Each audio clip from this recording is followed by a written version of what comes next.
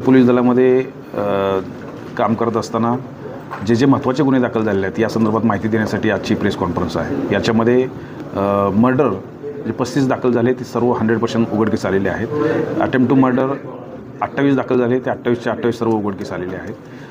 Property ऑफेन्सेसमध्ये 70% आसपास हे डिटेक्शनचं प्रमाण आहे आणि इतर सर्वच गुन्ह्यामध्ये घट मोठ्या प्रमाणात झालेली आहे। वर्षभरामध्ये ॲक्च्युली पॉप्युलेशन वाढतं आहे, इंडस्ट्रियलायझेशन वाढतं आहे, परंतु महत्त्वाच्या हेडखाली गुन्ह्यामध्ये घट झालेली आहे। याचं मुख्य कारण असं आहे की जनसंवाद अभियान ह्या पूर्ण जिल्ह्यामध्ये मोठ्या प्रमाणात राबवलं जात आहे।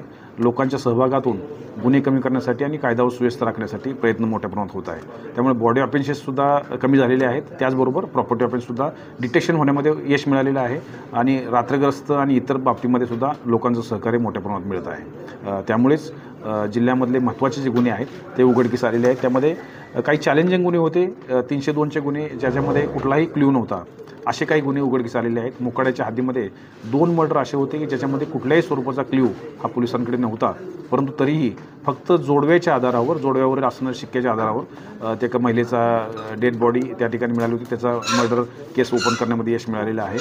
त्याचबरोबर पुलावरून टाकलेली एक डेड बॉडी होती, त्याच्यामध्ये सुद्धा कुठल्याही स्वरूपाचे क्ल्यू नव्हते, तरीही टेक्निकल पुराव्याच्या आधारे आमच्या टीमने त्यामध्ये यश मिळवलेलं आहे।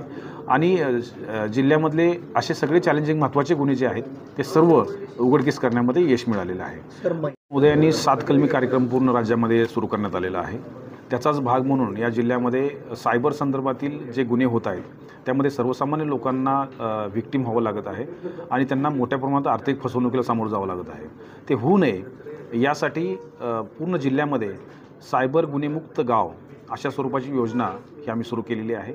याच्यामध्ये आम्ही सायबर संदर्भातील कोणकोणत्या प्रकारचे गुन्हे आहेत याच्या बाबतीतली सविस्तर माहिती आणि त्याच्यावर काय उपाययोजना करायच्या आहेत आणि त्याला संपर्क कोणाशी साधायचा आहे या संदर्भातली संपूर्ण माहिती ऑडिओ व्हिज्युअल क्लिप हे 45 मिनिटची ऑडिओ व्हिज्युअल क्लिप ही तयार केलेली आहे आणि ती क्लिप घेऊन प्रोजेक्टरच्या माध्यमातून प्रत्येक गावामध्ये आमचे अधिकारी हे दररोज संध्याकाळी 6 ते 9 या दरम्यान गावाच्या महत्त्वाच्या ठिकाणी जाऊन त्याच्या संदर्भात संपूर्ण गावकऱ्यांना मार्गदर्शन करणार आहेत। याच्यामध्ये त्यांचे काही प्रश्न उत्तर असतील त्याचंही उत्तर समाधानकारक त्या ठिकाणी देणार आहेत, जेणेकरून सायबर गुन्ह्याला त्यांच्यापैकी कुणीही बळी पडणार नाही।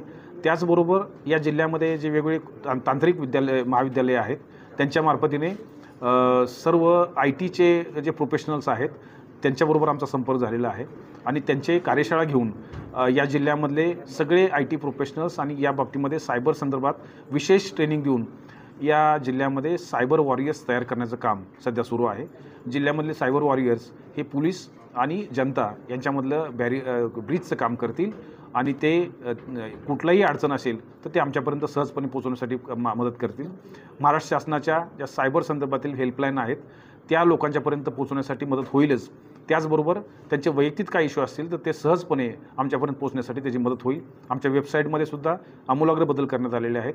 त्या वेबसाईटवरच्या इंटरॅक्टिव्ह टॅबमुळे लोकांना सहजपणे त्यांचे प्रश्न आमच्यापर्यंत पोहोचवता येतील आणि वेळेमध्ये त्याचं निराकरण झाल्यामुळे त्यांची फसवणूक होण्यापासून त्यांना वाचवता येऊ शकतं। रेप आणि